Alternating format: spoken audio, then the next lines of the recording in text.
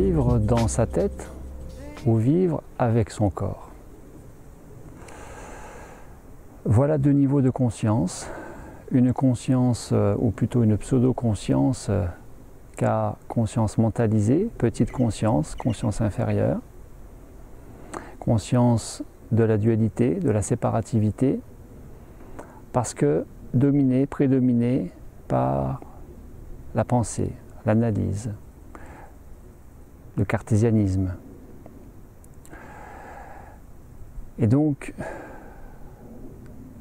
la limitation. Et la limitation qui plus est limitation que d'être enfermé dans les quatre murs du mental qui a aussi sa fonction d'être rassurant, mais limitant. Et pour certains enfermant. Faut-il le rappeler, la France, parmi les plus grands consommateurs des psychotropes, anxiolytiques, somnifères et antidépresseurs. Et puis, vivre avec son corps repose infiniment plus sur l'écoute, le ressentir plutôt que le réfléchir, et ressentir du corps, des émotions qui s'expriment au travers de sensations, des sensations en tant que telles qui peuvent être en lien ou sans être en lien avec les émotions. Autrement dit, les émotions s'expriment avec des sensations, lourdeur, constriction, chaleur, pesanteur, poids, etc. Certaines sensations qui peuvent ne pas être associées à des émotions ou l'expression d'émotions.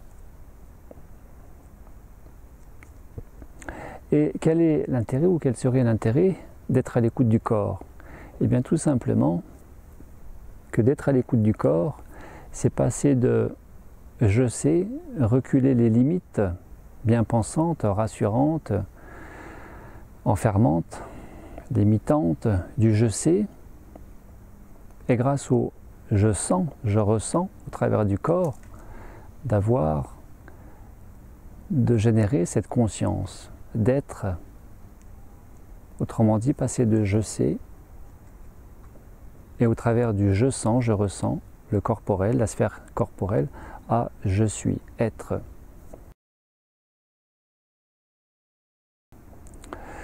Et la conscience corporelle, bien plus que la pseudo-conscience mentale, non seulement nous amène davantage de connaissance et de conscience de soi au travers du corps, notre corporalité, notre schéma corporel, conscience intuitive, mais nous relie aussi à la conscience du tout, car il est dit que l'infiniment petit est à l'image de l'infiniment grand.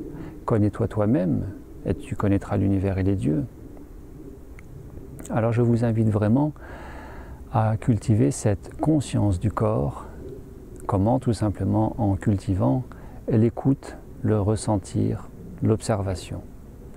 Qui ne veut pas dire analyser, décortiquer, qui ne veut pas dire chercher à comprendre quoi? Il n'y a pas grand-chose à comprendre. Qui ne veut pas dire chercher des causes à tout et n'importe quoi, mais simplement conscience d'être là au présent, avec son corps, sans être enfermé dans son corps. Car nous ne sommes pas ce corps, au même titre que nous ne sommes pas ces pensées ou ces émotions, mais que la vie s'exprime au travers de cette entité qu'on appelle le corps, et lui-même corps, qui se vit au travers des pensées, des émotions, des sensations, des impressions, des cinq sens. Mais plutôt que de s'oublier en étant en permanence projeté dans le paysage extérieur, toujours tourné vers l'extérieur, les cinq sens et toutes les antennes déployées à l'extérieur, au point de s'oublier de toutes les manières possibles, dont certains sont experts sur le fait de s'oublier,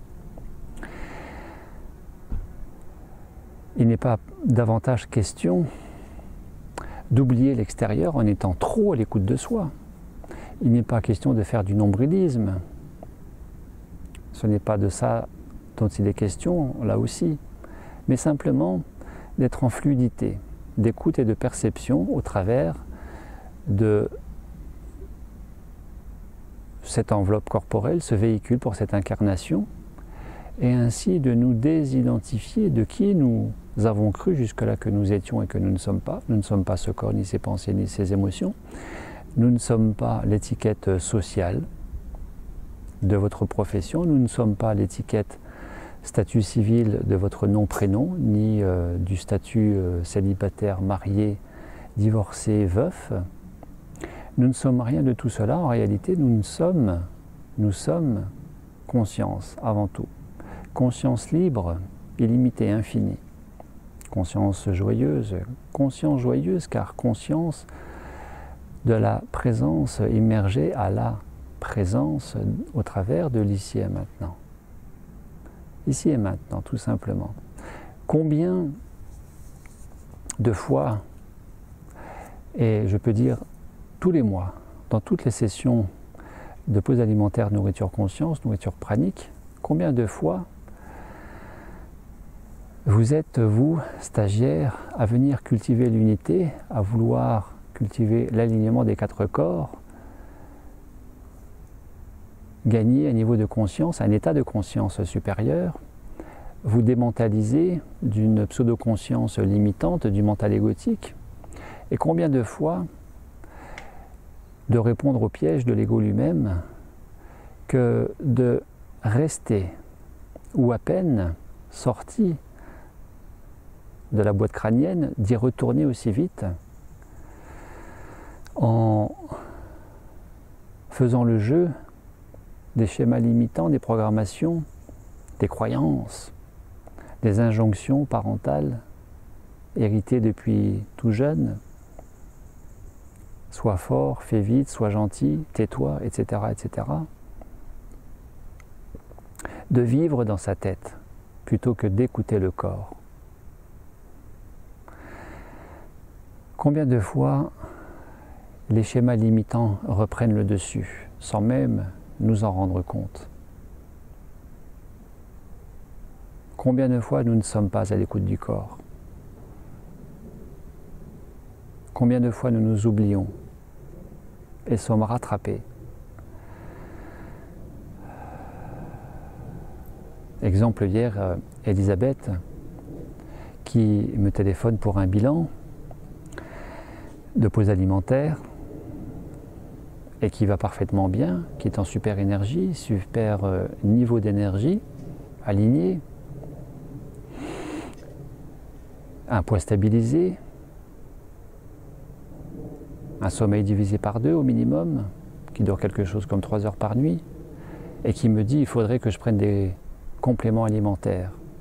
Et je lui dis mais pourquoi faire? Eh bien, pour prendre de l'énergie, on ne sait jamais. Et je lui dis mais puisque tu as l'énergie, et que la conscience pourvoit aux besoins d'énergie, que la conscience génère de l'énergie, car la conscience se nourrit de la conscience, et que si tout est conscience, tout est vibration, tout est énergie, eh bien le circuit est assuré. Il suffit simplement de se reconnecter au champ unifié quantique en se connectant consciemment au champ de la conscience individuelle pour être relayé à la conscience du tout. Ce qui fait l'objet aussi de la pause alimentaire, de la nourriture en conscience, relayer la conscience biologique à la conscience quantique. Comment? En passant de la chimie mécanique, du manger mécanique automatique des aliments, à l'alchimie en conscience des éléments. Eh bien, Elisabeth était tout simplement pilotée par une peur de manquer, une peur de la faiblesse. Et ce qui fait l'objet de l'alignement, c'est le grand défi de l'alignement. Que vous fassiez ou pas des pauses alimentaires, mais le but de la vie étant d'être heureux, épanoui dans tous les domaines de sa vie, de votre vie, eh bien cela est aussi rendu possible, d'autant plus possible, beaucoup plus facilité par l'alignement des 4 corps et le niveau de conscience, l'état de conscience supérieur. Or, l'alignement des 4 corps, des 4 dynamiques, physiques, mentales, émotionnelles et spirituelles, revendique une hygiène de vie au quotidien, une hygiène de vie de chaque instant. Comment? Non pas en vivant dans notre tête, mais en écoutant notre corps qui nous transmet les messages et nous invite à nous réajuster, réaligner, rééquilibrer, corriger les paramètres en vue de restaurer l'harmonie. Et à partir de l'harmonie, le déploiement, l'expansion de conscience, mais surtout, aussi et surtout, la santé, la vitalité, l'énergie, la joie d'être.